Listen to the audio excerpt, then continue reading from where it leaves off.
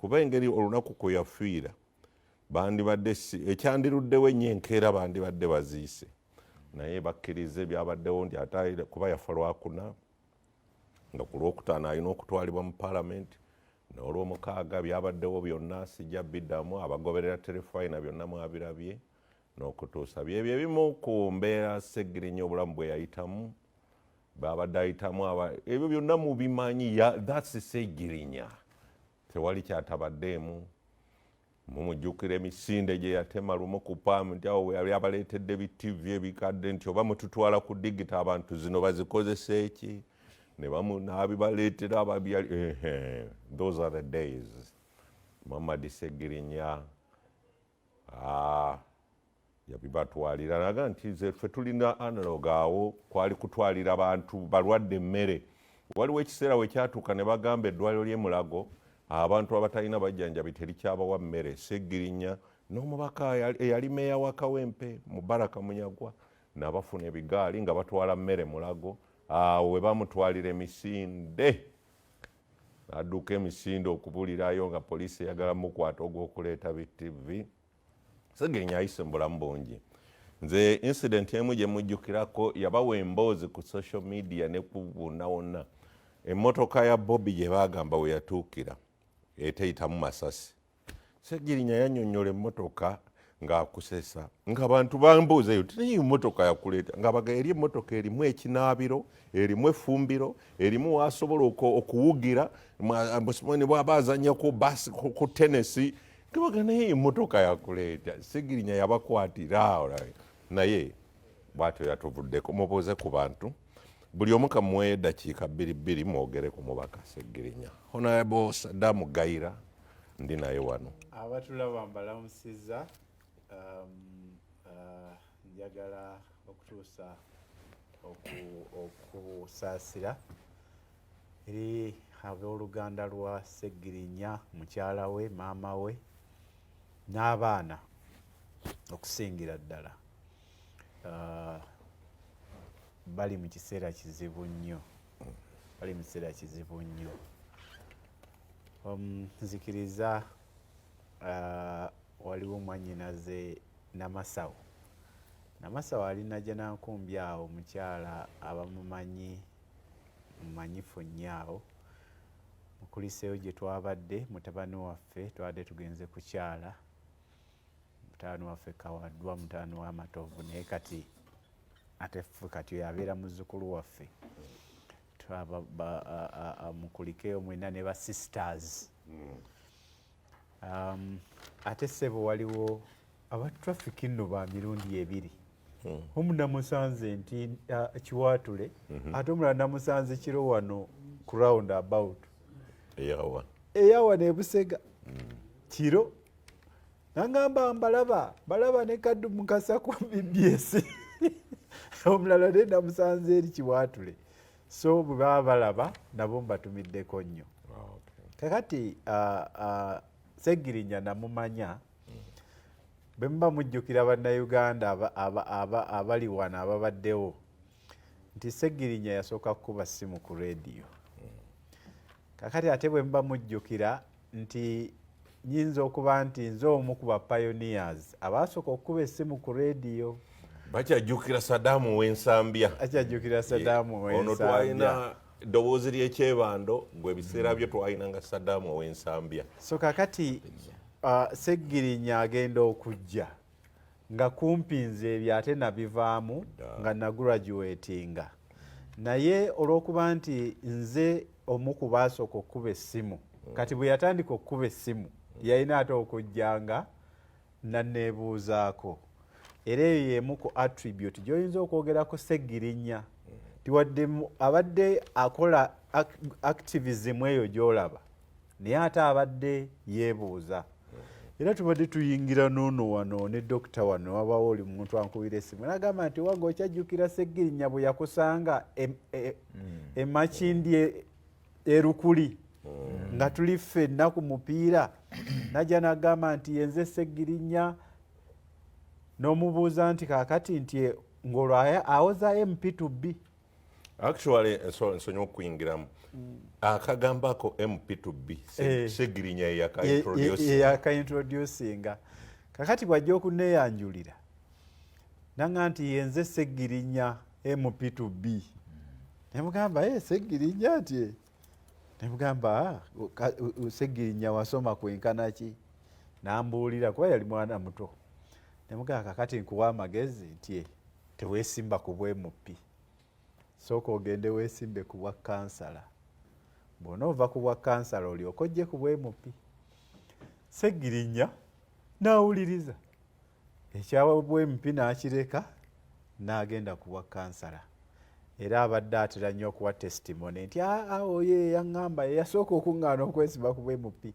naye ebyo byonna bikulaga actually 2011 yagezaako Latifu n'amuwangula awo 2016 najja ku bwa Lord Kansala 2021 kwe kujja mu Parliament. Kakati Segirinya ekyo kyekimu ku byemmanyiko naye n'ekirala kye tulina okumuyigirako Segirinya teyaleka roots ze bwe yafuuka member wa Parliament teyaleka roots ze abantu abasinga bwe batuuka mu bifo olumu bye baali tebasuubira na kutuukamu oba n'olumu nga baali basuubira okubituukamu baleka roots zaabwe kwega baba tebakyatunula mabega oluusi ne bw'okuba ssimu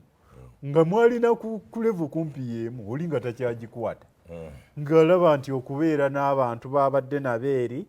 kakati yalinnye eddaala naye Segirinya tulina kumuyigirako nti omuntu osobola okwambuka naye n'osigala ng'okolagana n'abantu abawansi b'obadde nabo katugamba nti inna lillahi wa inna ilaihi rajiun naye n'akatono nnyo kunzeera kwe tujja mu kya Segirinya be bannabyabufuzi nti tusaananga okusengejja ebigambo bwe tuba nga tulina obutakkaanya kubanga mu butakkaanya obwo olumu twogereramu ebigambo tayimu neetuuka ng'ebigambo biwayogera ku muntu nga tibyali bituufu kakati n'otuuka nga tokyayinza kubizzaayo kwegamba okusiivinga omuntu okusengejja ebintu ng'ogenda okubyogera ku muntu ekyo nakyo kikulu nnyo tulina okukiyigiramu mu bulamu bwa Segirinya. Kangende wa Dr. Hilary Musoke Kisanja siryangu naawe eddakiika 2 ono atutte nnyingi nabagambye 2 saagala tufuule nti gwe tujja okudisikasinga yika naye siryangu naye ku lwa Segirinya nze mpozi nga bannakawempe abaana b'ekawempe mu zigeto Segirinya tukuze ffenna Segirinya abadde mukwano gwange muganda wange ng'olaba nze nsaavinga sayidi eno naye nga bwonsanga ne Segirinya tuli ba Luganda era ojjukira mu mwaka gwa 2018 waliwo conference gye nali ngenza okupresentingamu e German Segirinya naye n'agenda kakati wali bantu batandise bino ebyokukola obutambi tutuula tuli mu hoteri twasula mu ruumu egi kuba twasanga hoteri ziweddewo netugamba tuli ba Luganda tukole ki kati laba bwakola aka vidiyo nga tuli naye Berlin e Germany ne bamutabukira ne bamugamba musajja gw'otuliddemu olukwe oyinza otya okuba n'omusajja wa Museveni oyo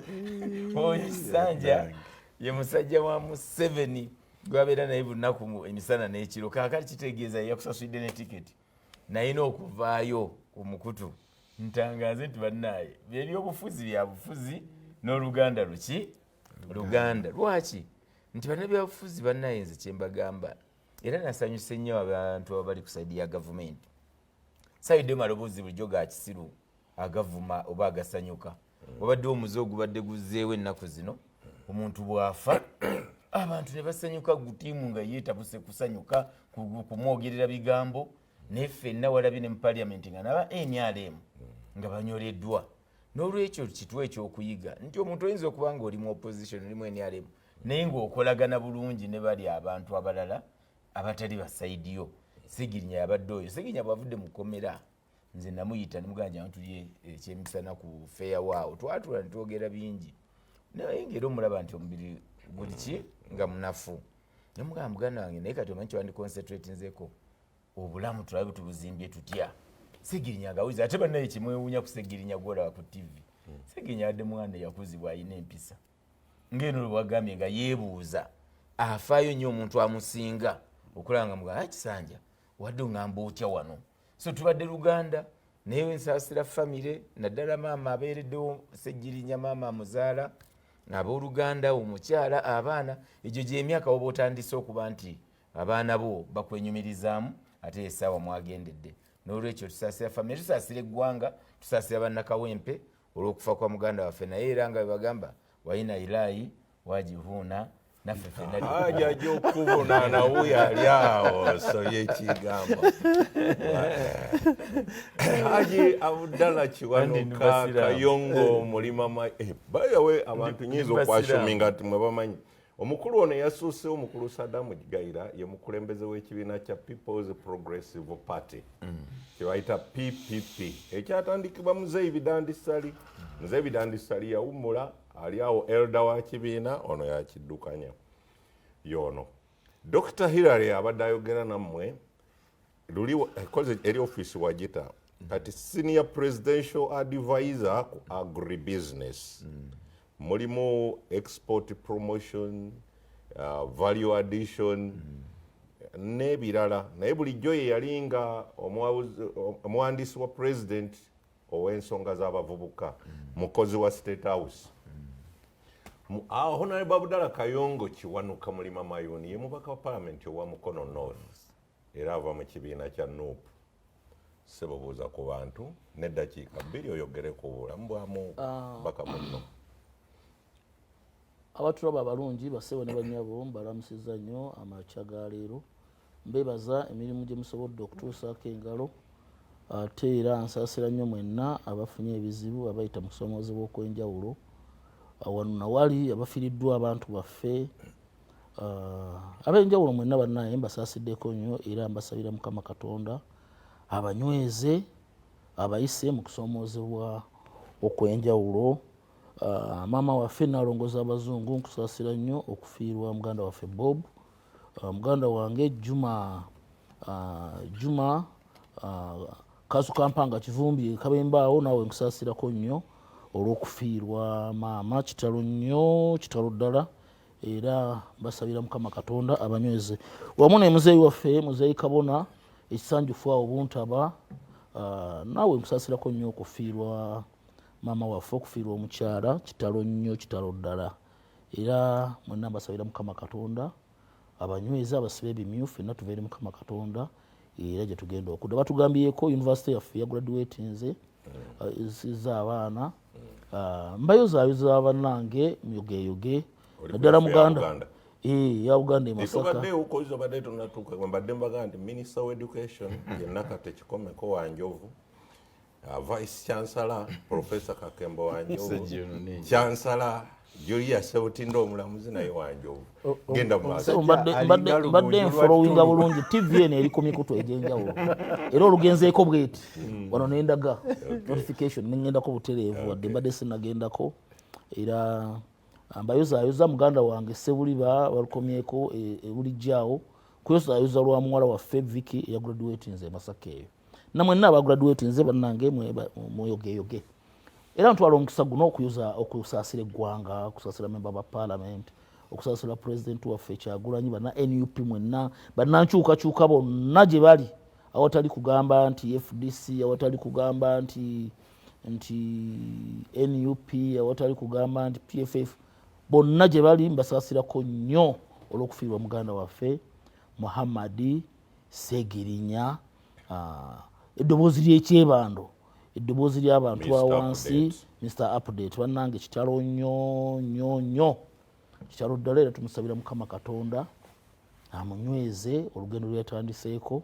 alumwanguyirize ogende maaso ng'olwana kubanga yatugamba nti temugambanga nti awumule mirembe ogende maaso ng'olwana basiba batugamba nti abafu tebawummula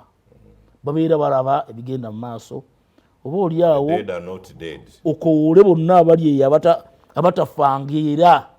batuyambeko okwegagambulako ekizibu kino kyotuleseemu. Ensonga emu oba bbiri, ebintu bya Ssegirinya byomwe abyogerako bubwe. Kituufu Mukama yamututte, naye nze njagala mpiseewo ensonga emu. Simanyi oba maaso awo mwafuna omukisa ogugenda ku nsonga eyo n'okusoomooza kw'amaanyi eri ebitongole byaffe ebyenjawulo. Kituufu omuntu alwala era n'afa, naye kibeera kibi nnyo n'obeera ng'omuntu okufa kwe ayitidde ku mukono gwo. Kusoomooza kw'amaanyi eri ekitongole ekiramuzi. Omuntu najja gy'oli n'akugamba ndi mulwadde, n'omusiba n'ogaana okumuwa beyiro olw'okuba owulirizza ebiragiro bya mukama wa muganda wange ono, kusoomooza kw'amaanyi.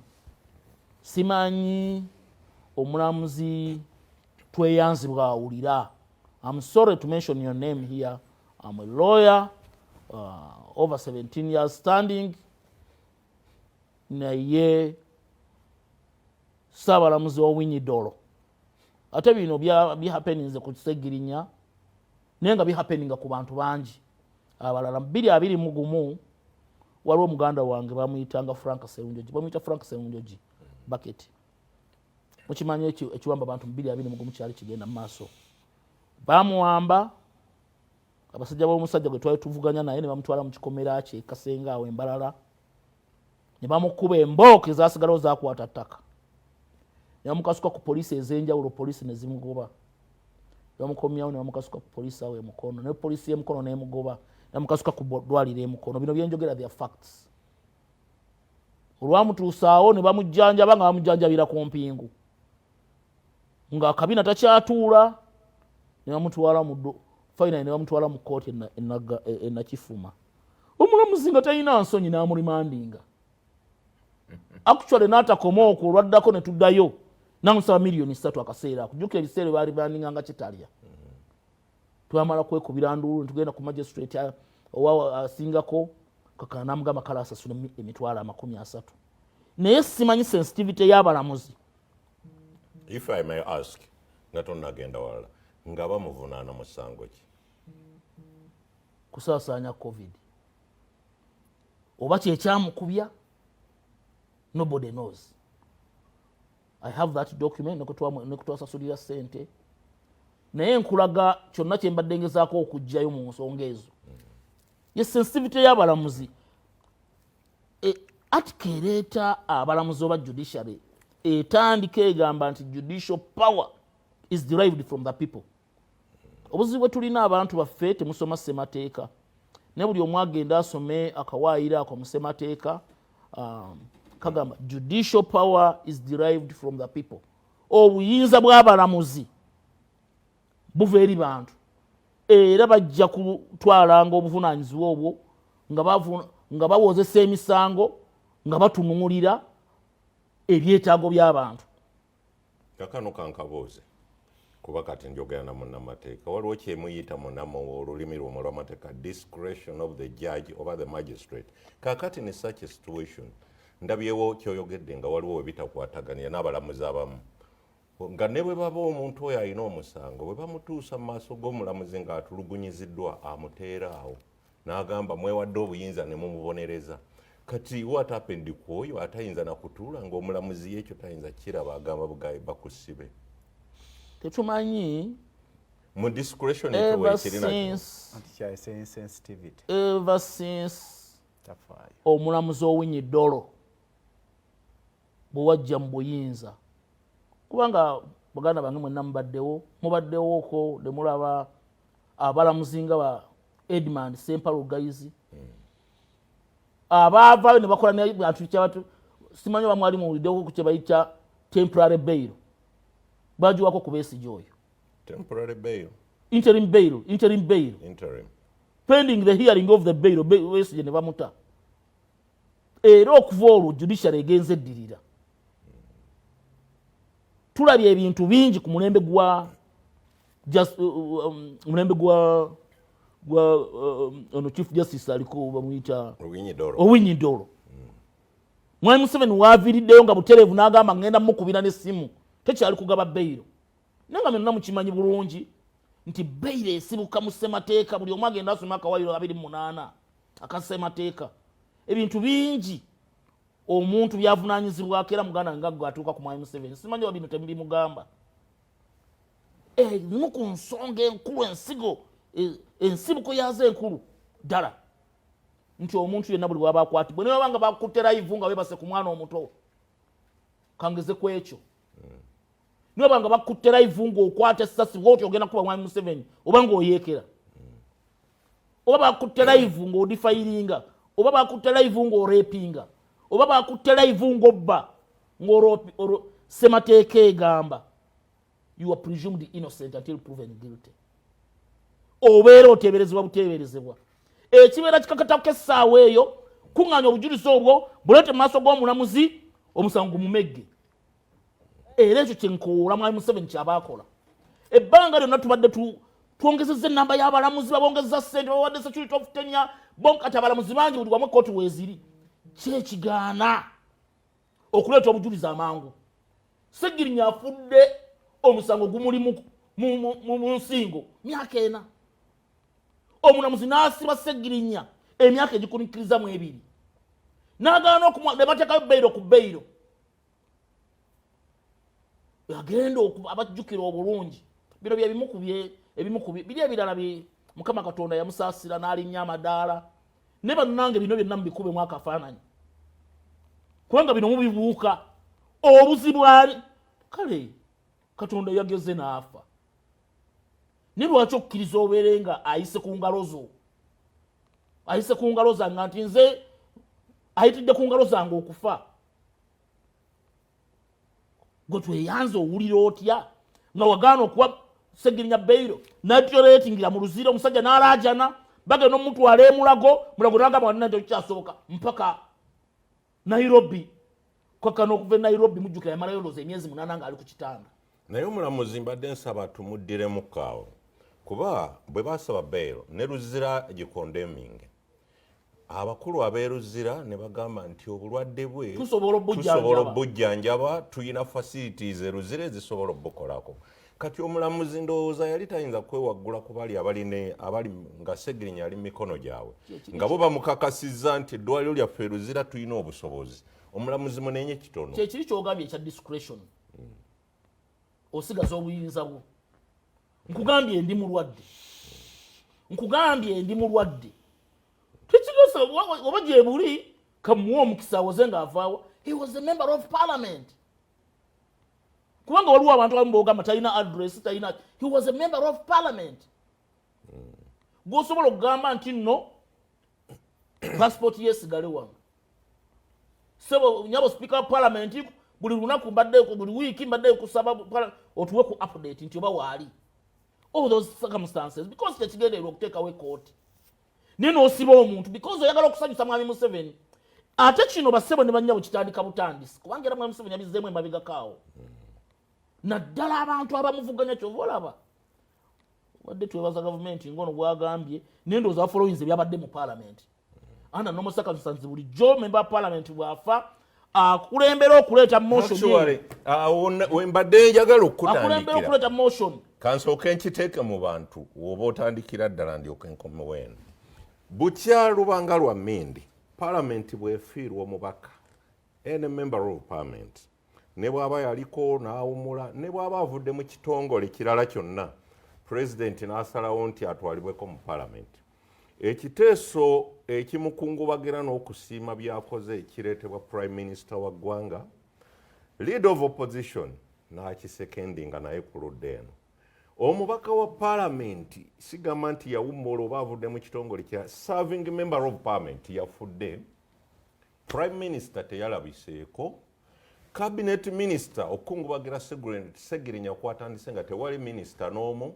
luvannyuma honorable Baramu Barwagahara n'atuuka mulabo oyo very junior minister yakayingira n'okuyingira n'oluvannyuma omumyuka w'okusatu owa prime minister n'atuuka naye ekiteeso ekyenjawulo ekiriwo Honorable Katuntu ow'opposition atalina kugamba nti obayi mukulu eno ku ludda olwa sipiika gwe yalonze n'aleeta ekiteeso ekikungubagira mubaka munne ow'opposition. Honorable Abdallah Kiwanuka wetugendera mu ludda olw'amateeka kiki nyinza okuba nze nabeerayokko njogera olw'okuba naliyokko byakyuka ddi nti kati bwe wabaawo mubaka afudde mu parliament ekiteeso kisobola okuva mu any other member of parliament okumukungubagira nyinza okuba simanyi mateeka ge mwakola kati. Kyatandise kusegirinya kyova olaba anything okugamba nti gavumenti tugyebaza biki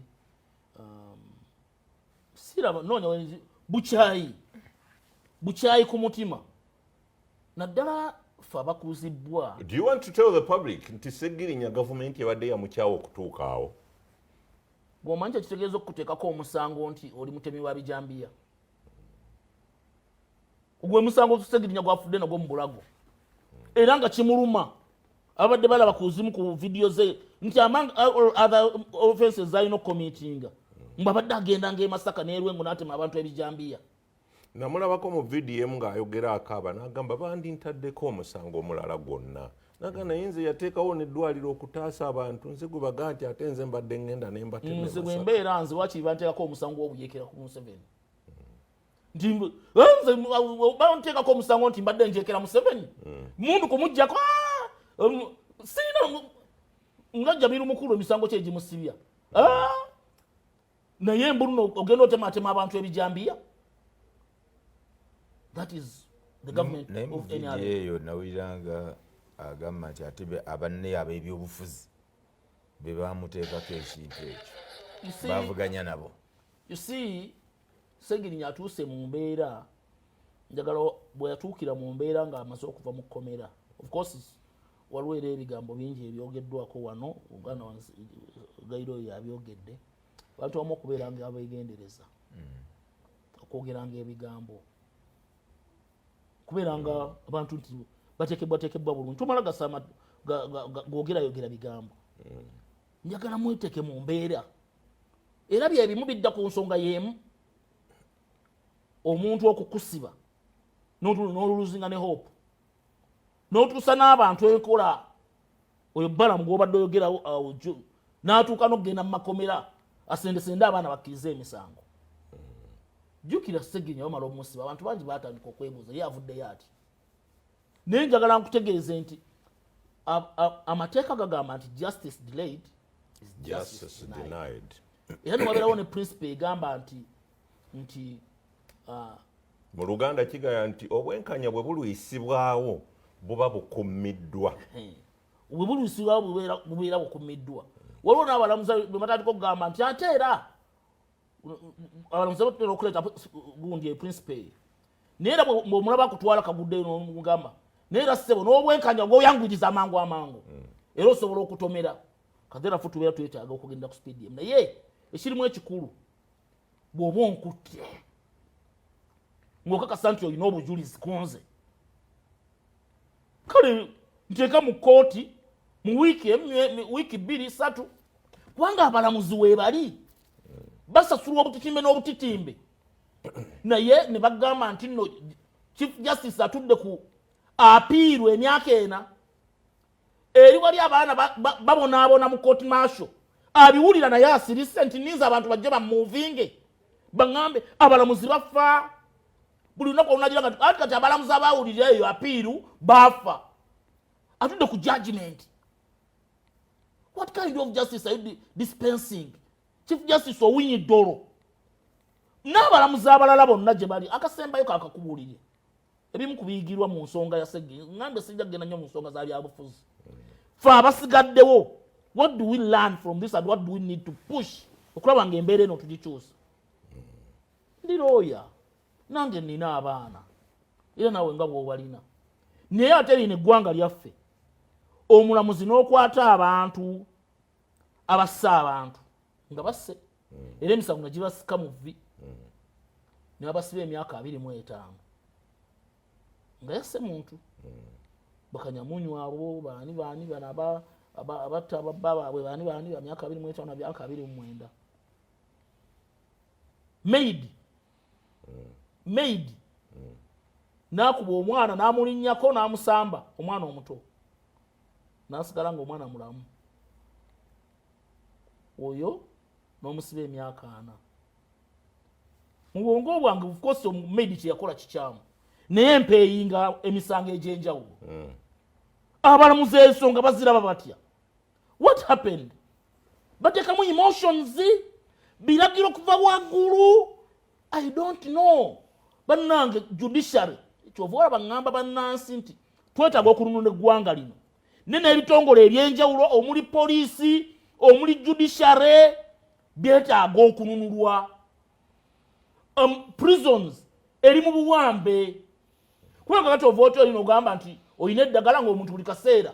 agenda litoriretinga oluvannyuma nnyo n'ozuukuka n'olyoka omutwala emulago by the time you transfer a patient or a prisoner okuva mu ddwaliro ly'ekkomera n'otaliko mumutwala emulago kibeera kikakasako ntokyalina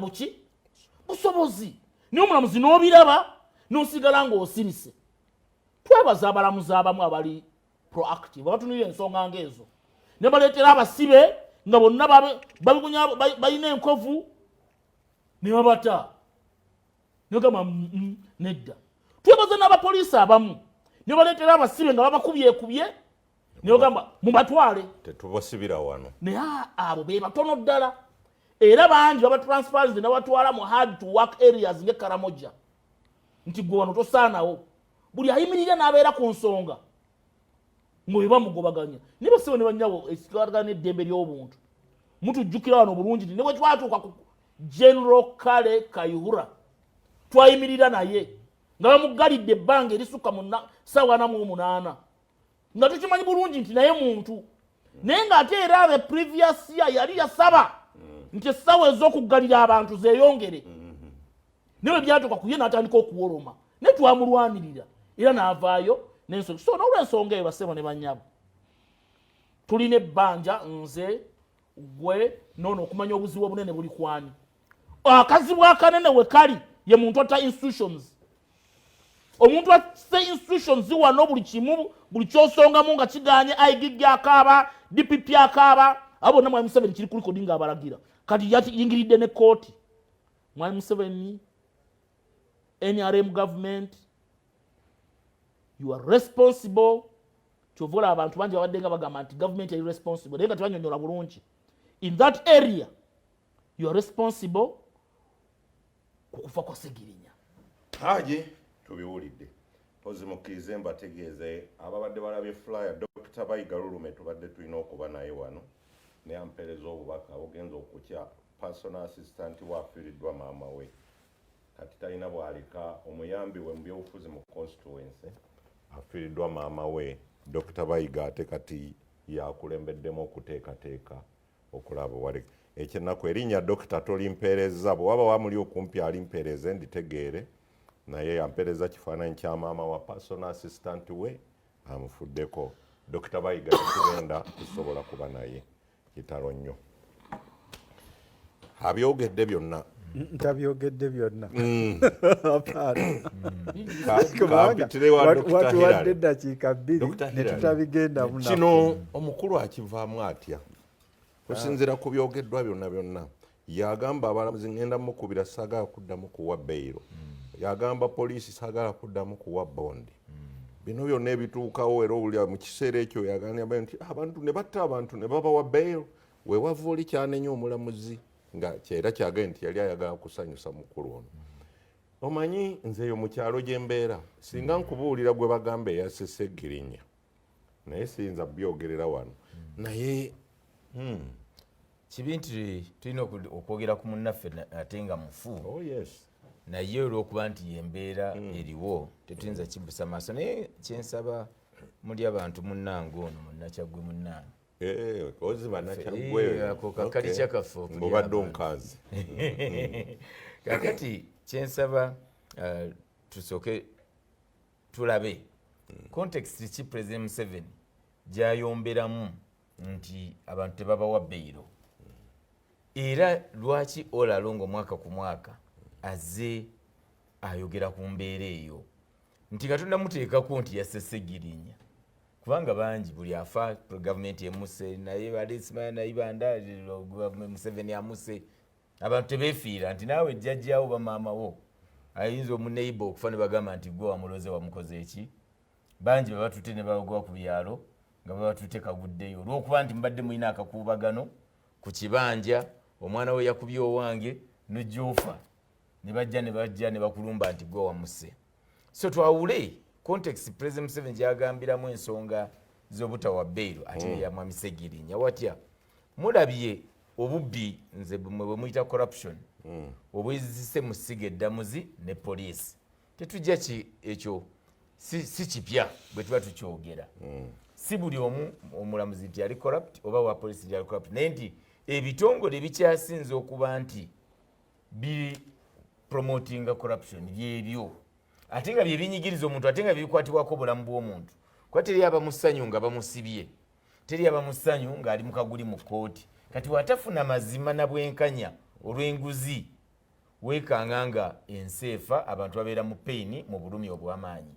Naye President Museveni okulwanyisa ekintu kizze nti emisango omuntu eyandibadde honorable asibwa abeere luzira asasulire ekizibu kye olumuteekayo oti amanya nina sente zange bagenda kunkola ki nga ajja kusooka afune police bond amale ne bail abajja gikola ki ebyo bitambula wamu aidha ku police avaayo enkyana dda n'agamba kati wabadde mumanyira gwe Saddam kati ddamu mmanyiire nno navuddeyo tubalabye abantu bwe batyo oli ne bamugamba nti abannayo omutwe bamuteekeko eri akakkaneko olugenda bwati mu kooti bwe bamuteekayo nga mugamba akomawo olukomawo nga bamuwaaki kooti bail ngadda ku kyalo abantu abakoze emisango nga bwe yagamba abakwata abaana abantu abatema abantu ayakubye munesasi omuntu eyatuze munna akaana n'akatta ne bakomawo mu community so nga ekkomera lyakolebwa nti omuntu ono abonerezebwe kaveeko mu society asobole okuba nti ali mu confinement kibi nti omulamuzi oba abalamuzi bamma muganda wange bail olw'ensonga zaabwe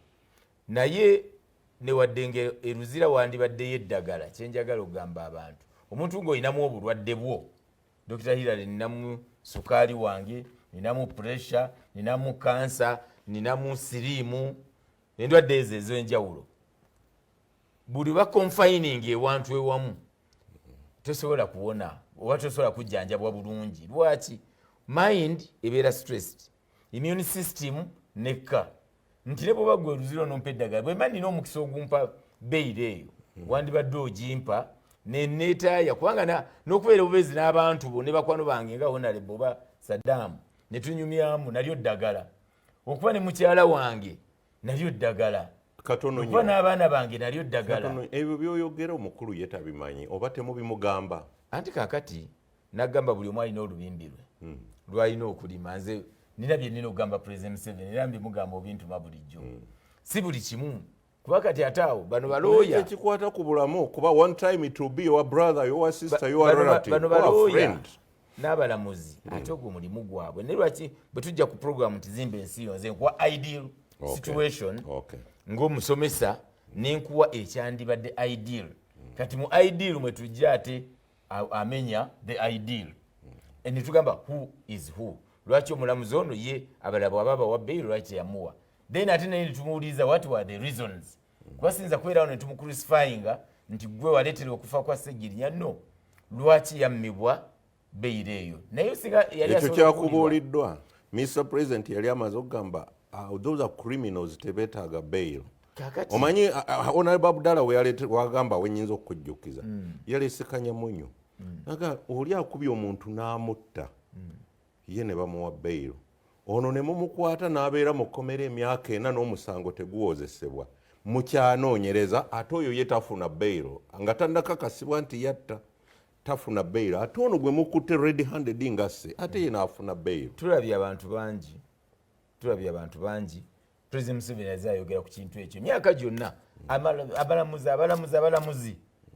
naye abantu ne babawa bail abalamuzi babata abantu abakoze ebikolobero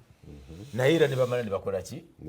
era n'agamba talina ng'akulaga nti yes singa ye mulamuzi yandibadde tagibawa naye olwokuba amateeka weegali era babadde babawa bbeeru n'olwekyo kino oli aba akyekwekamu bwekwesi ogamba nti okwa President Museveni yayogedde ye n'amumba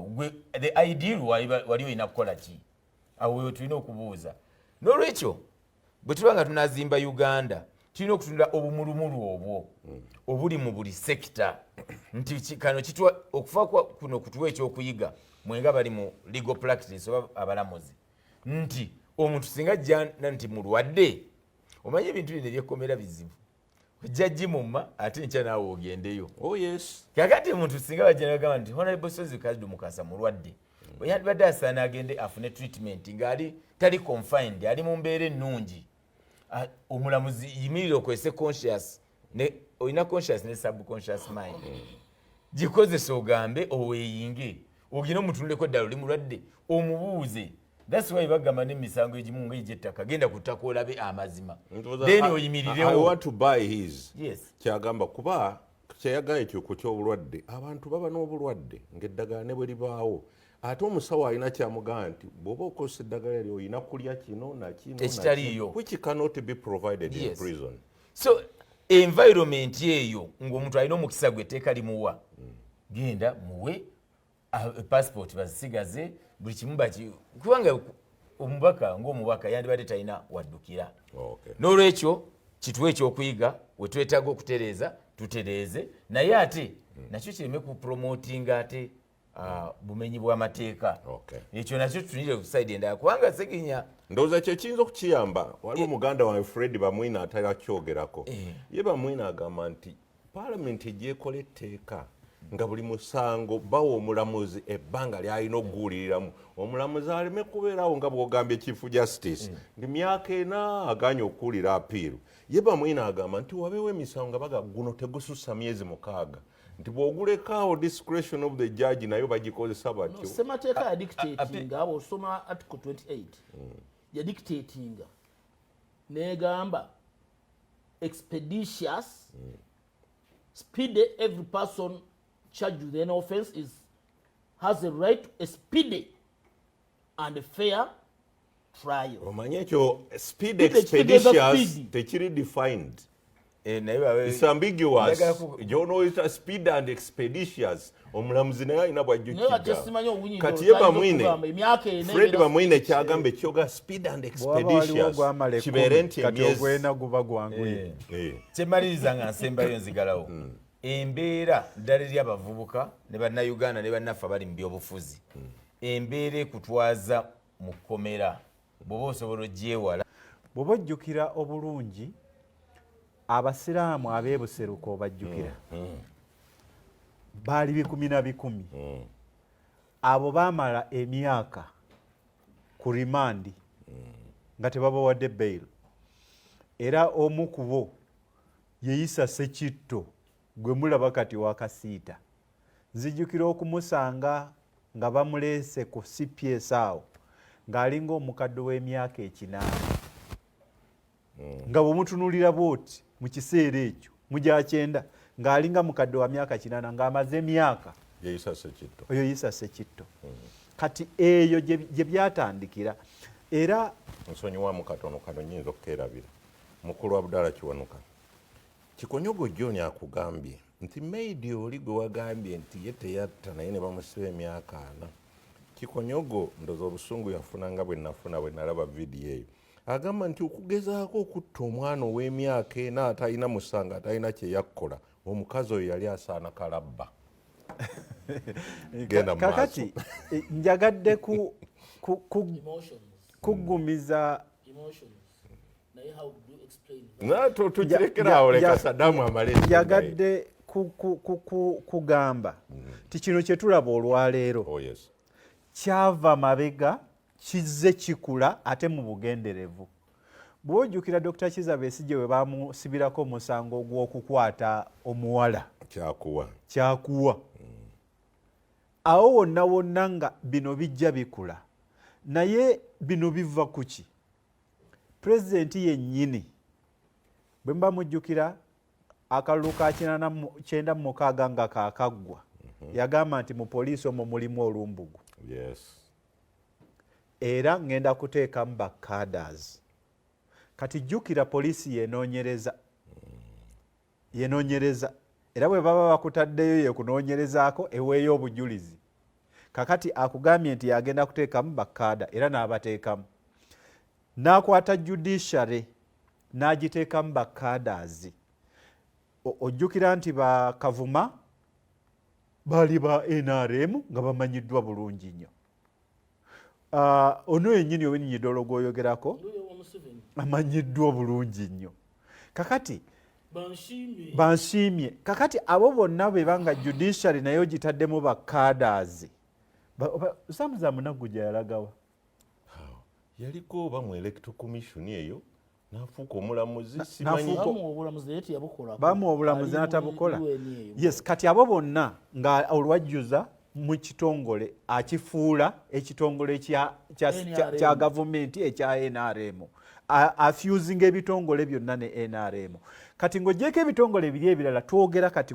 kikwatagana n'emisango gino gye twogerako. Kati eyo ensonga emu we yatandikira okubyonoona ng'abitta mu bugenderevu. Awokubiri we yabittira mu bugenderevu ye recruitment. Okurecruitinga abantu ku sectarian lines. Olumu wano nakugamba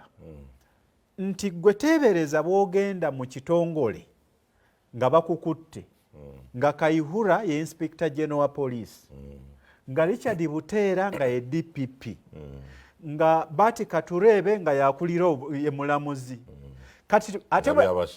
byabashayiza nga yakusiba. Kakati linga bwe liba oba ttaka omusango nga bamala okugusala olina kugenda wa Kataratambi. Kakati weebuuze ebitongole ebifaana bwe bityo oyinza kuwonerawa? Era eyo discretion gy'ogamba, kubanga discretion eringa kufuwa mupiira guno gwe tusamba ogw'ebigere gwina amateeka 17 amawandiike, naye eriyo 18 baliyita common sense. Kakati n'omulamuzi eyo gye yandikozesezza common sense eyo ye discretion of the referee. Exactly. Naye kakati abantu nzabo nga bwe mbakumenyedde at one point in time bali mu bitongole mu kiseera kyekimu. Kakati abo basuubira kufunayo justice ki? Kakati nze bino byonna ebigwawo mu kiseera kino twatandika ffe abamu okubirwanyisa nga n'abamu ku bazze kaakati abatwegasseeko bakyali eri. Era nze ye happiness gye nnina kubanga be twatandikira nga oli akugoba n'ewuwe n'agamba wano temujjaawo. Nze nzijukira baganda bange bangobanga ewaabwe. Nina muganda wange bamuyita Mudi yalingawo Namasuba, nagenda ewuwe n'agamba nti munnange tondeeta bizibu wano tojja. Nga naye muganda wange batuzaala ffenna. Kakati naye over a period of time ababadde eri nabo bazze eno. Kino kye mugambye nti okikola omuntu naye naawe ojja kujja bakikole ki? Bakikkole. Kakati luno olutalo honorable lwe twogerako tetulina kye tusuubira nti President Museveni asobola okulongoosa kino kuba bino byonna abikola mu bugenderevu ku retaininga buyinza. Ensobi ennene gye tukola eri ku ffe ffennyini be babikola. Kubanga ffe be babikola abaategeeredda nti oli takyasobola kukyusa era nga y'ensonga lwaki tumulwanyisa tukyuse. Amaaso gaffe kwe kugajja ku ye ne tugateeka ku bannaffe. Mbadde njogera okwegendereza mu bye twogera. Gundi ono omugenzi bwe yali ng'ali mu kkomera ebigamba abantu abamu bye baayogera kwegamba nga bw'avaayo bw'ataba musajja tasobola kudda mu lutalo, bw'ataba musajja nnyo nga tayinza kudda mu lutalo. Era kyova olaba nti Ssegirinya yali musajja mugumu okugamba nti nno ne bwenfanga nti musigale nga mugamba nti yagamba nti balwane fight hard. Yali musajja kubanga ebigambo ebyamwogerwako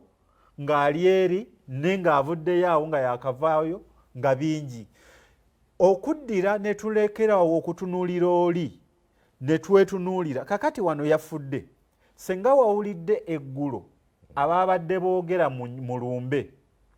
ng'olaba abantu basandise kweseetinga kutwala kifo nga n'okumuziika tebanamuziika nga n'okumuziika tebanamuziika ebigambo nga buli omu byayogera nga olaba nti ali mu kwetega kyokka nga abantu beebamu olwo oli tebakyamutunuulira batunuulira ekyo kifo kakati ekyo kyekizibu kyetugenda okusanga kakati omulaba ono honorable y'omu ku basajja boogamba nti balwanyi ku buli front tekikwewuunyisa nga tugenda mu kalulu kano oba nga batandise dda n'okuwoomingira ekifo ekiki naye nga abawoominga ate era be baffe ng'ate era be baffe kati bwe baba ba PPP lwaki wano batugamba nti oli yeetaaga okujjawo kati amaanyi lwaki bagajja ku oli ne bagamalira ku ono lwaki kye bakola kubanga ba abantu bwe tuba twogera bino byonna mu ssaala zaffe ezimu tulina bwe tutuuka nga twegayirira Katonda tugaa nti tuleka ebitugwanira okukola ne tukola ebitatusaanidde kukola netukola ebitatusaanidde kubanga abantu wano bwe tuba bino byonna honorable byabadde ayogera nange byenjogera biraga bulumi bwetaaga kukyusa obulumi obwetaaga okukyusa naawe ebimu byoyogedde naye kakati olutalo lwonna ogenda kulaba nawulidde nga nkuwa byakulabirako ebinyiiza nawulidde nti kakati waliwo ajja gwe bayungudde dde okujja yesimbe ku bwa Lord Mayor ojja kuwulira ng'olutalo lwa Lord Mayor olubadde ku Museveni lumuvuddeko nga luzze ku ono nga n'olwoli olubadde ku Museveni kukyusa obuyinza nga buzze ku Lord Mayor oba Museveni mulogo era bw'aba mulogo mulogo nnyo kakati okulwanyisa obwannakyemalira ne mu nnyumba yo mu kitanda kyo bukusangayo kakati nze nzikiriza era twagenda okutandika okumulwanyisa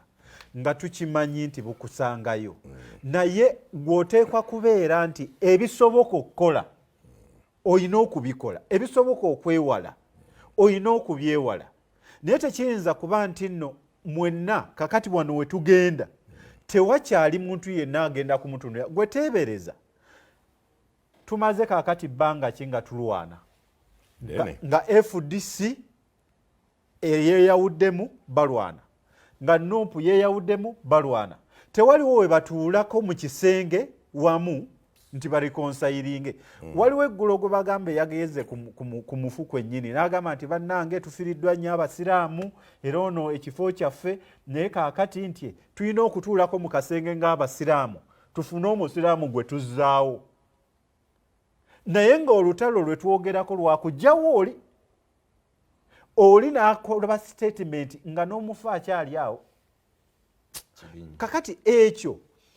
abamu ku ffe abaludde mu bintu bino honorable Muwada manya Mulima Mayoni kyekizibu kye tusanga ne bwabanga dikiteeta bw'oba omulwanyisa okimanyi nti ebyo byonna ajja bikola byakola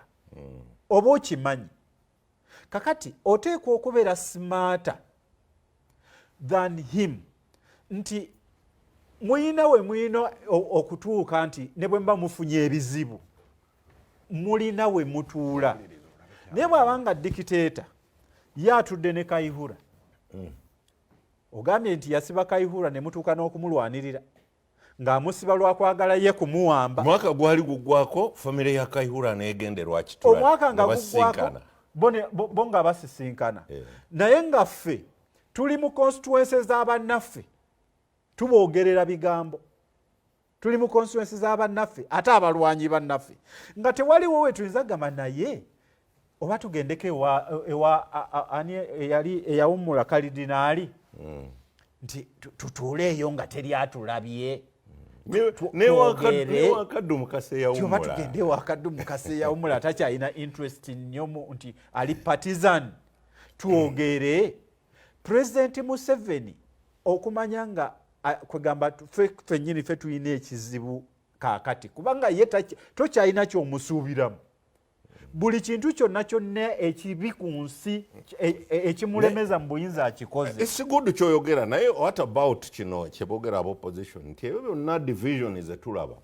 DP okwabulukuka n'owulira nti eyina ekiwayi kino na kino FDC n'ebigenda bibaawo nti omusajja we Lwakitula yabiteeka yaseesaamu. Waliwo omuntu omu yaŋŋamba nti buli lw'oyogeranga ng'olina ky'ogamba omuntu oba abantu ne balemwa okukitegeera wenenyenga nti gw'olemedde obbamatiza. Tonnafuna language ebamatiza. Kakati na bino byonna bye twogera. Mukulu Saddam, in Ugandan politics language ematiza abantu abo ye Mutaka Bumaali. Buli gwe bakwasa ku wallet n'ezitowa asobola mukwasa wallet n'ezitowa yamumatiza. Honorable nakugambako kati can you challenge government mu bya wallet? Honorable nakugambako wano ku ministomu ku sente za Global Fund we yantwalira mu ministry ne bampa $5,000,000. You were 1 in a million. Ati kakati ekitufuula abakulembeze kiki? Kakati nga buli omu akayanira akafo tayinza nti kakati wana awali mulima mayuni awo twawambawo ne katulekewo oyo ye mulwanyi waffe ye jenaali awo ne kakati katutwale wali. Kakati ekyo bwe kiba tetukisobola kati abantu tubagambe nti twalemererwa kubanga abantu betukomitinga kwegamba be balinga abasirikale ba foot soldiers. Kakati ffe abakulembeze bwe tugaana okubaako okulengera ewala okusingako wano we tulaba. Kakati tuba tubagamba ki? Bwe tubaga nti atulemeredde nti atuyingiddemu n'atukola kino n'atulemeredde atuyingiddemu n'atukola kino. Nze ndowooza nti okunnyonnyola obunnyonnyozi nti gavumenti eno emya abantu bbeiro, gavumenti eno eridde enguzi, gavumenti eno ekoze biri, kati ebyo tubikoze emyaka kati kumpi 4 oba 3. Kati ffe bye tukola bye bikulu okugikyusa. Naye bye tukola tebiraga nti tugenda kugikyusa nkya. Kubanga buli time lwetuuka we tulina okugikyusiza we tusinga okwetemeratemera. Ng'ate twetematema si lwa ssente zokka. Abantu bagenda ku bufo okulwanira obufo ogenda okulaba ng'oli ayagala kuwa munne butwa. Ni lwakafo. Abamu ku ffe tubaddewo. Nze neesimbako olumu nendaba nga okwesimbawo kuli divisive. Kubanga oli yambuuza nti lwaki siwagidde Ssebaana nempagira Besigye. Mu kiseera ekyo nga Besigye ew'amaanyi aŋŋamba n'olwekyo toli Muganda oyinza otya okwesimbawo naye ate ggwe n'owagira Besigye. Ne Buganda naye ssebo ne Ssebaana yawagirako ku Besigye n'atawagira Kibirige Mayanja. Kakati biki byombuuza? Naye bwe tutalowooze nti ekifo bwe tukifuna ng'ekyo bwa MP tukikozesa kuggusa lutalo. Ekifo bwe tukifuna ng'ekya Lord Mayor tukikozesa kuggusa lutalo. N'olwekyo bwe tuba tukyagala kukiggusa lutalo tunoonye our best. Oba ali mu PPP, oba ali mu Jema, oba ali mu NUP, oba ali mu FDC, naye nga tulowooza nti oyo ne DP gyeri togyogeddeeko. DP eri ne bano. Ne UPC eri ne bano. Eriyo DP wali ba Dr. Bayiga, ba Engineer Sebamala abatagenda eri. Ekibiina kirina president. Press conference n'agamba bano bali mu DP. Ffenna twogera olulimi olwo lwa ruling party.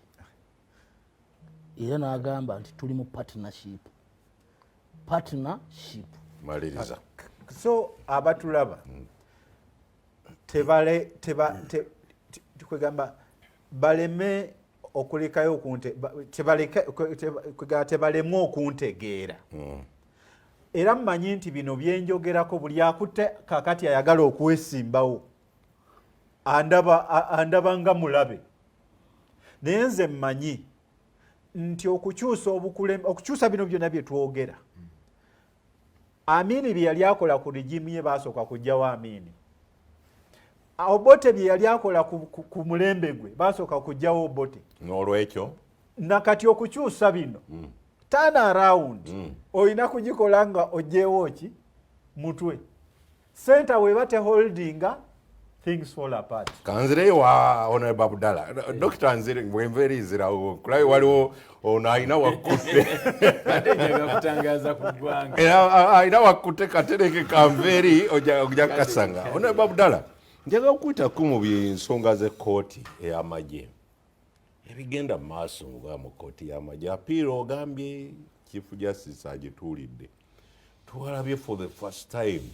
kkooti y'amagye ng'esalidde looya emyezi 9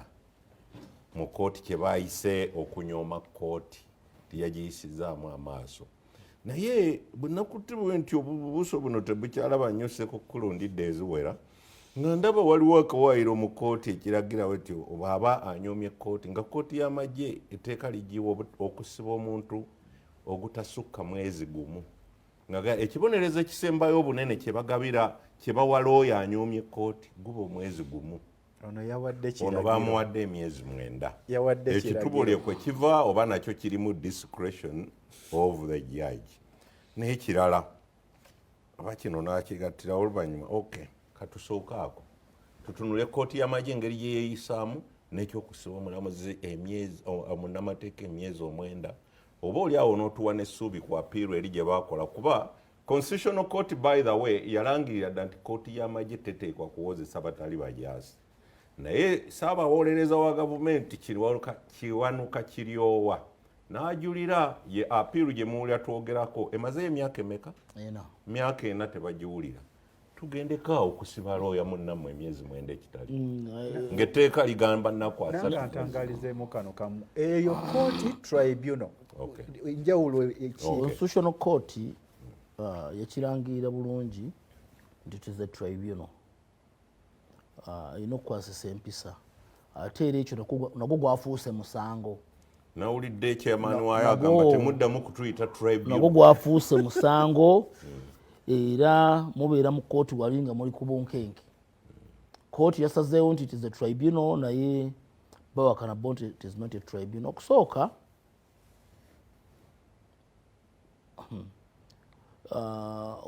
waliwo paalamenti oba yali ey'omunaana yakola etteeka eri mu 2005 erya UPDF omujjira court marsh eyo ndowooza yawuddisibwa ate nga mwami Museveni talina mutima gulitereeza. Lwaki mbagamba bwe ntyo bassebo ne banyabo? 2005 ndowooza yali paalamenti ya 7 ey'omunaana yatandika 2006. Akati mu paalamenti eyo kituufu mutulonda ne tugenda mu paalamenti naye at the end of the day yonna gye bisembera ekibuuzo kiteekebwawo okubuuza abawagira kino kitambule bwe kiti muliwa abatawagira muliwa era abasinga eddoboozi eddene ne bayira batutte olunaku wadde ennaku zino naddala mu paalamenti eno kiwuliddwako ng'amaloboozi mangi gawakanya ne sipiika n'agamba nti kiyise. Ekyo kiddayo ku nsonga emu eri bannayuganda era n'enjagala okigattaganya n'ekya Saddam Gayira nti under normal circumstances mu bitundu bye twandibadde nga tutwala nti ebyo twabinunula twandibadde tugenda tulumba bulumbi walala okugezaako okuweza ennamba nti mwami Museveni bw'aba atulemeredde mu general election timusobola omutayiriza mu paalamenti by that nga ntegeeza ki nti muwezezza ennamba mu ekyo singa tubadde tulina eddoboozi limu kyabagamba nti nandibadde siraba nsonga lwaki era nsiba nkinnyonnyola abantu bakitegeere nti nze nawangalira nnyo ennakawaawo taata wange wali ebukotaawo obukatende zooni n'ebintu bintu nawangalirawo nnyo taata wange musajja ayimiridde bulungi Haji Mulamba so ne mama wange gye bali eyo nti nali nina kapasite y'amaanyi nnyo okwesimba ennakawa by my stake kino njagala kukiggusa ku nsonga ya court martial obuzibu bwe tulina naye olw'okuba biseera biwaliwo Michael Kabaziguruka Michael Kakande waali ngamba osijja kwesimbawo waliwo bannange ate nga basobola nze banzaalira bweyogerere mu Kira municipality ne taata wange kati gyali ddala era mpangalidde omwo ntusomerawo Hassan Trabi. By the time I bring the intention to contest Ssemujju yali amaze okununulawo neweeyongerayo nina amaka gange Mukono municipality Egguma Namboozi yali waali awo nawo neweeyongerayo nanoonya wa wensobola okugatta ettaffaali ku struggle. Nali nsenze Mukono North eyo taata wange gyali eyo ayinayo amayinja nange nga nguzeeyo ettaka lyange ntaddeyo ennyumba yange mu mbeera yonna nga si gye nkulidde neesinga obukulu nti ndi mutuuze waayo. Era ekimu ku bye baalinga oyo si weeno ngamba ensonga enkulu bassebo ne bannyabo yakununula ggwanga lino ngezaako okulaga to add value ku struggle n'okuweza enamba mu parliament.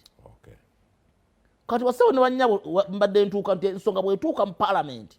at the end of the day bajja kubuuza abawagira baliwa era ogenda okuwulira emirundi mingi ng'eri mu ddoboozi litya kubanga ye Mwami Museveni ne bw'aba atambula eggwanga lyonna agamba mmwe temufaayo ne bw'aba yeebaka nze nja muzuukusa mu kaseera k'okulonda. Era omuwulira ensonga nnyingi nga zigenda okujja mu parliament asooka bayita lwakitula anda n'omusaka musanze ebyo nabyo yandibadde tebibeerawo because there is that independence erina okulekebwa legislature. Naye ne mba mugenda okulonda speaker asooka bayita banna nti nze njagala ono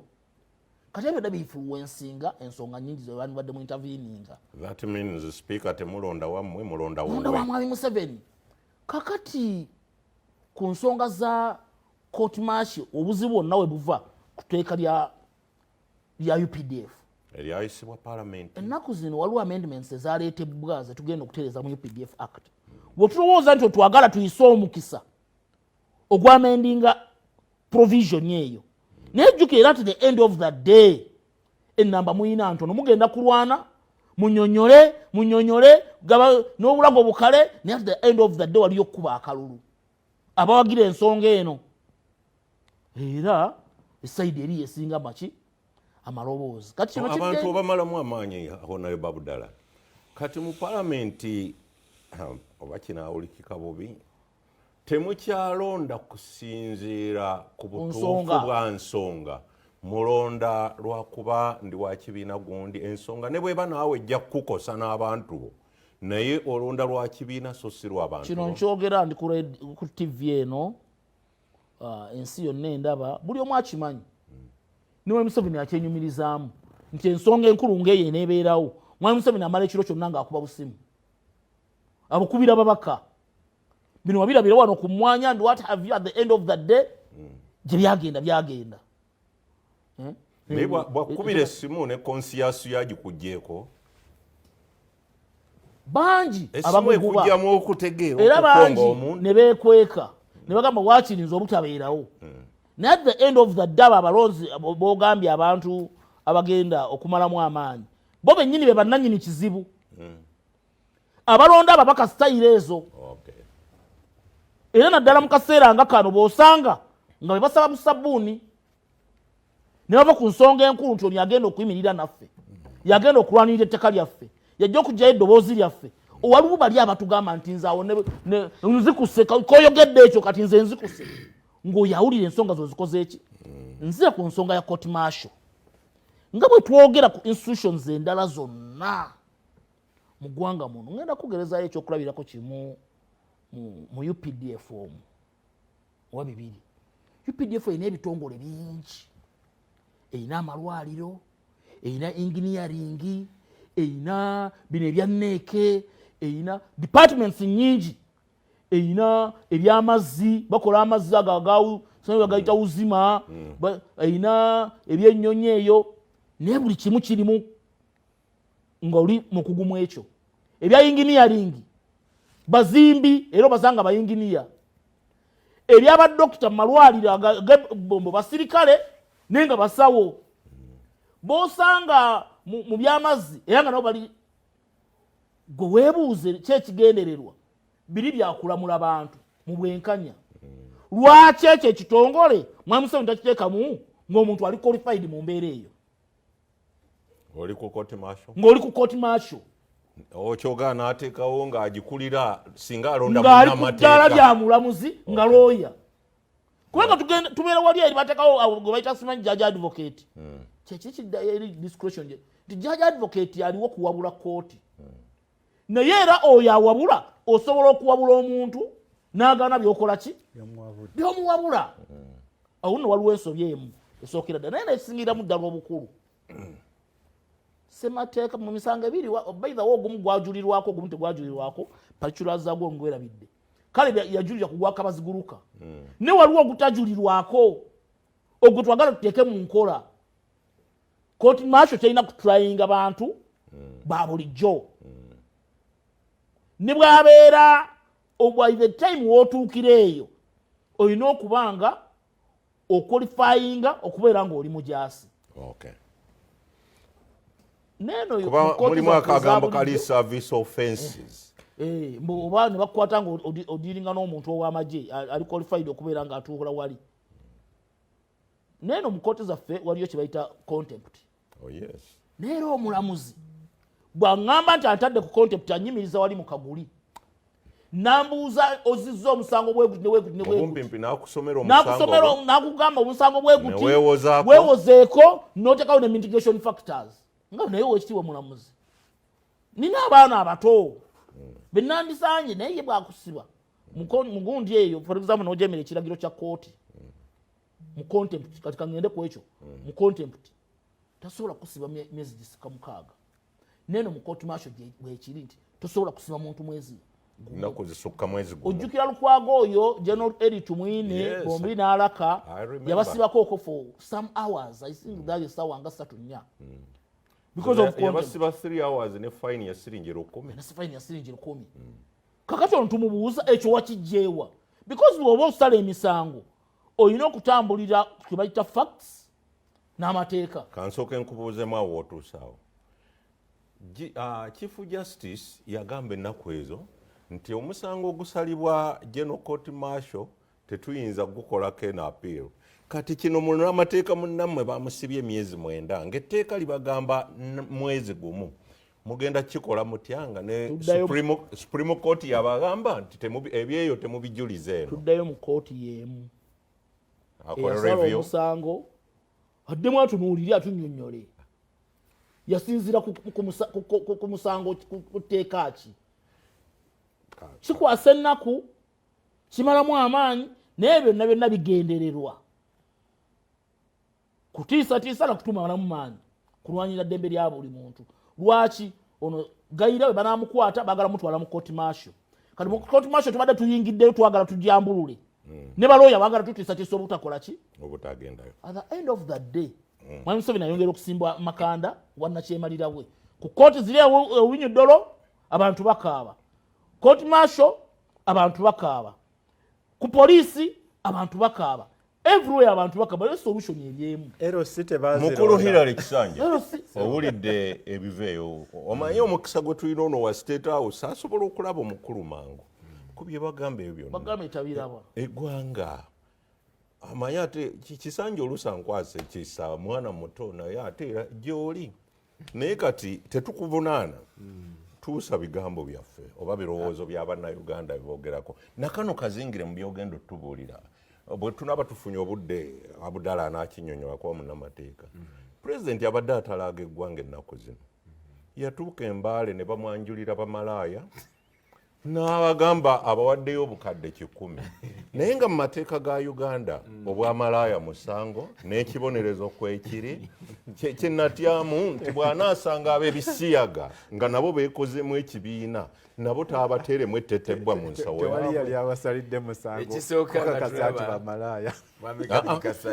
lindako Saddam agambye mbu tewali yali abasalidde eyayanjula yagamba nti tulinawo babayita banneekolera gyange ne babamwanjulira nti these are prostitutes n'ababuuza mubamanyi bulungi nti ye nti nabo beemanyi nti ye nimbawadde 10 kati details zoleetamu tezaapply. Ekisooka neebaza council badde bwe ne council nga honorable ku kyamateeka nti aba agezaako bweba mu butuufu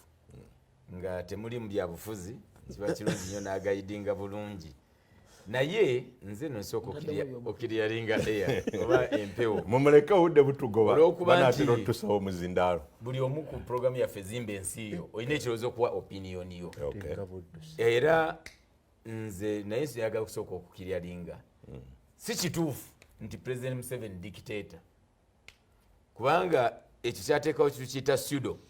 nti opposition bweremwa okonvinsinga bannayuganda ogironda mu buyinza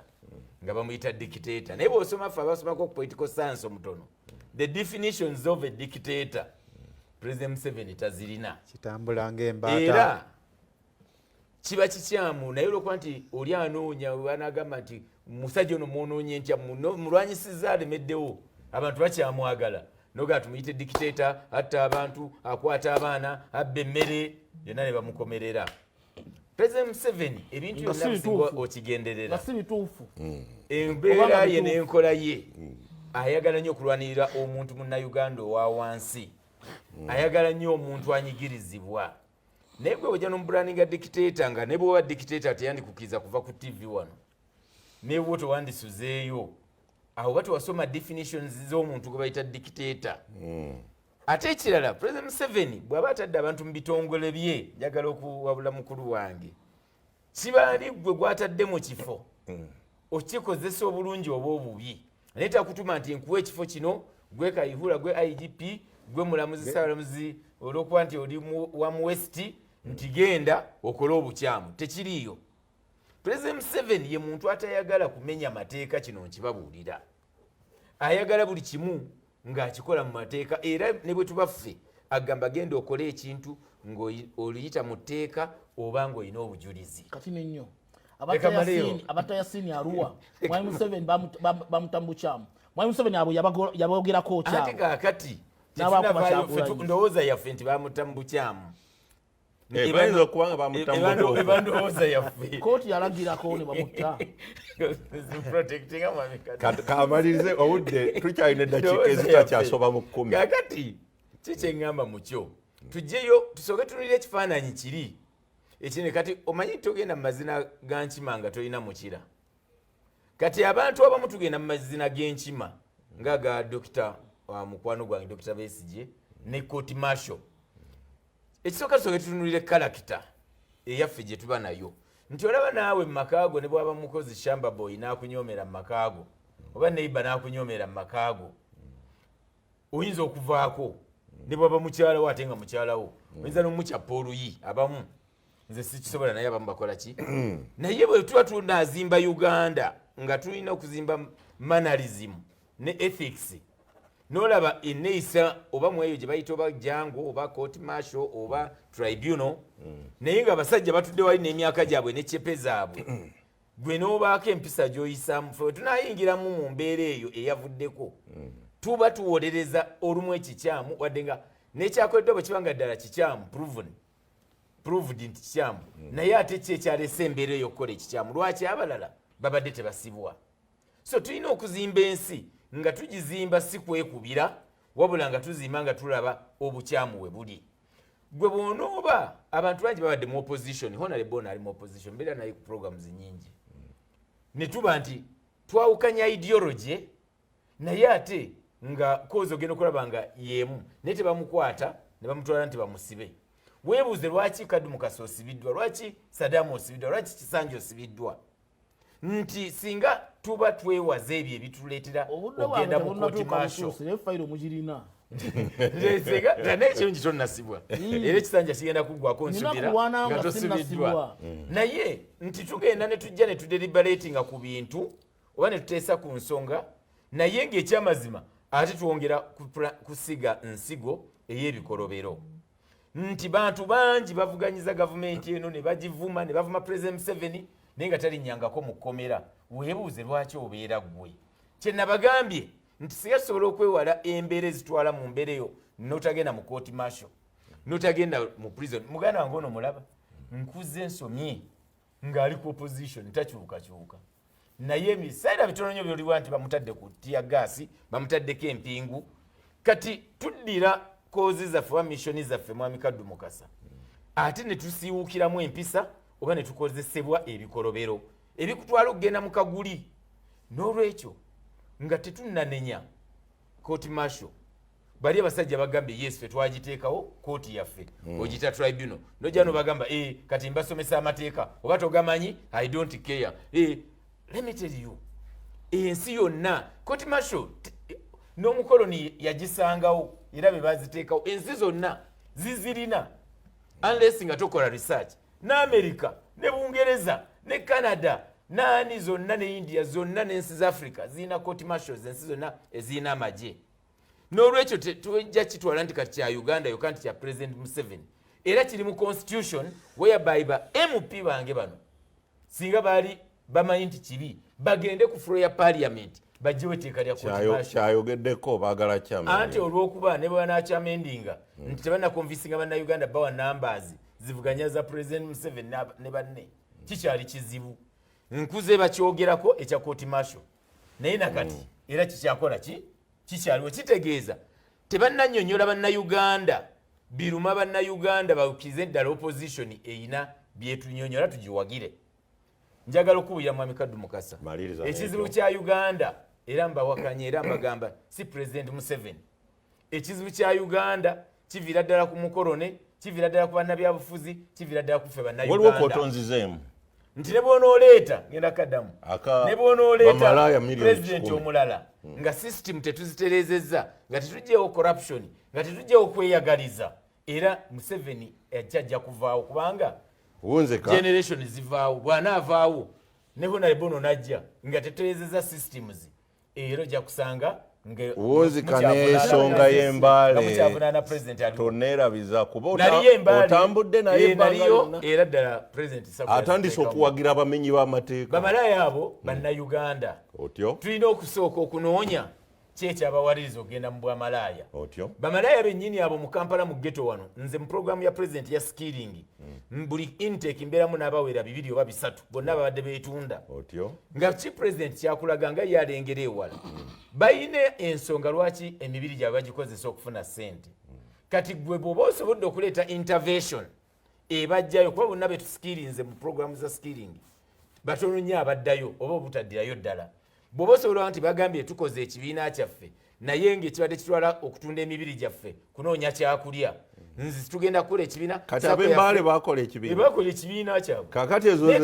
omanyi nali neebuuza nti bamalaaya abawadde egyo bagiyita myoga ogwo mwoga gwa PDM ogwo mwoga naye bagenda kwekulaakulanya osanga basobole okuba nti tebaddayo ku nguudo so nga president si kikyamu abantu abalina obwetaavu nga beteeseteese ne bamugamba simanyi oba kati bayinza okuddayo okukwata ku malaaya nga president abawa ssente twagala kuva mu bwamalaaya sebo sako yaffe eno tutunda tuninnyira twongeremu olwekyo president ajja genda mu maaso n'okuyamba abantu mukulu Saddam ku nsonga z'abanno zennyini obudde bubo kakati gundi Dr. Kisanja kyakoze kwe kwagala okulaga bannayuganda abatulaba nti tebamanyi characteristics za dictator za nakyemalira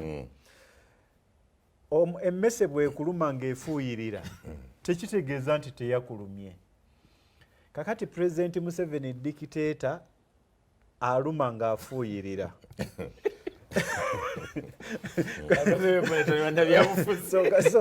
kakati ekyokubiri okufuuka dictator abantu abamu beesanga bwesanzi nga bagenda bakula nga bakifuuka botta judiciary ate n'ogitta nga golooza nti otaddemu oyo Kaihura mumanyi mwana wa gundi ono Tinyefunza mumanyi mwana wa gundi ono Katwebe mumanyi mwana wa gundi abo bajja kunkolera kumbe bw'obateekamu bafunye powers ezigenda okurikrutinga abalala wansi waabwe nabo bwe barikrutinga baabwe kakati time etuuka ng'eyo institution tewakyali agamba ku munne kubanga bonna bakola ki beemanyi ne batandika okukola buli kikyamu kati gweno presiding officer ali waggulu n'ofuuka dictator kubanga institution eyo gwoba